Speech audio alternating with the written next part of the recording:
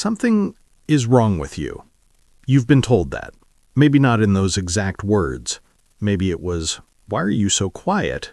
You need to come out more. Don't you get lonely in there?" And every time you smiled, nodded, and went home. And felt absolutely fine. Better than fine, actually. Relieved.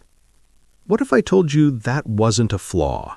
What if the thing everyone told you to fix is actually one of the most psychologically sophisticated ways a human brain can be wired? Stay with me, because what science has quietly discovered about people like you is genuinely fascinating, and nobody is talking about it the way it deserves to be talked about. Let's start with something that will immediately make sense to you. Picture two people at the same party. Same room, same music, same crowd. Person A is lit up, laughing louder as the night goes on, feeding off the energy, genuinely more alive the more people there are around them. Person B is fine, enjoying themselves, but somewhere around the 2-hour mark, a quiet alarm goes off inside their head. Enough. Not boredom, not rudeness, something deeper, like a battery that's been flashing red and nobody else can see the screen. Here's what neuroscience actually says is happening in that moment. Both brains run on dopamine, the chemical of reward and pleasure. But extroverted brains respond to social stimulation like a gas pedal being floored. More people, more noise, more interaction, more dopamine, more fuel. For the person who prefers solitude, their brain is more sensitive to dopamine, not less. The same stimulation that feels like a smooth ride to one person feels like sensory overload to another. The brain doesn't shut down, it hits the brakes hard because it's been overflooded. And it goes looking for a different fuel entirely. That fuel is called acetylcholine. While dopamine is loud and external, acetylcholine is quiet and internal. It fires when you're reflecting, reading, thinking deeply, sitting with an idea until it opens up. It produces a different kind of pleasure, not the spike of a crowd, but the slow, deep satisfaction of a thought you've actually finished. This isn't a consolation prize for people who can't handle parties. It's a completely separate reward system. And for people who prefer solitude, it's not a fallback. It's the primary engine.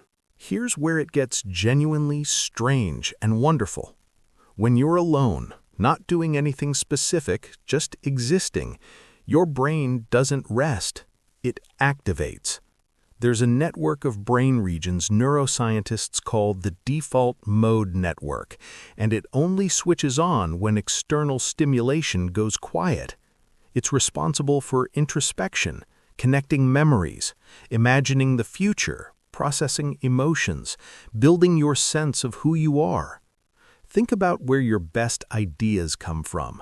Not during the meeting, not mid-conversation, in the shower, on the drive home, lying in bed at 2 a.m. when the world has finally shut up. That's your default mode network doing what it was built to do. Here's the part that nobody tells you. It shuts off when you're socially engaged, not slows down, off. When you're managing a conversation, reading a room, performing your social self, that entire internal workspace goes dark. For people who need solitude, this isn't a quirk, it's a biological requirement. Their most important cognitive work, creative thinking, emotional processing, self-understanding, happens only in the quiet. Take away the solitude, and you're not just inconveniencing them, you're turning off the lights in the only room where their best thinking happens.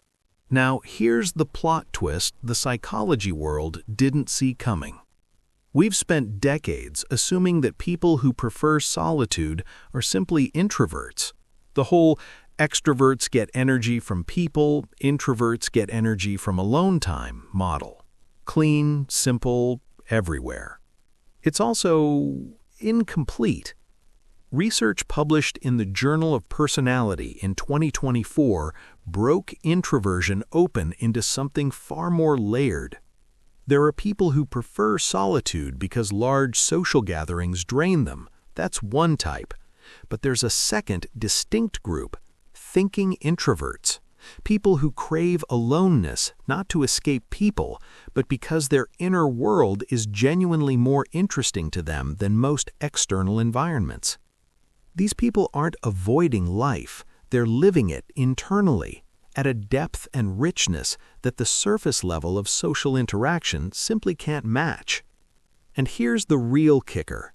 Separate research found that the strongest predictor of healthy voluntary solitude isn't introversion at all. It's psychological autonomy, the degree to which a person acts from their own values rather than external pressure. Translation: people who are most at peace with solitude aren't running from the world.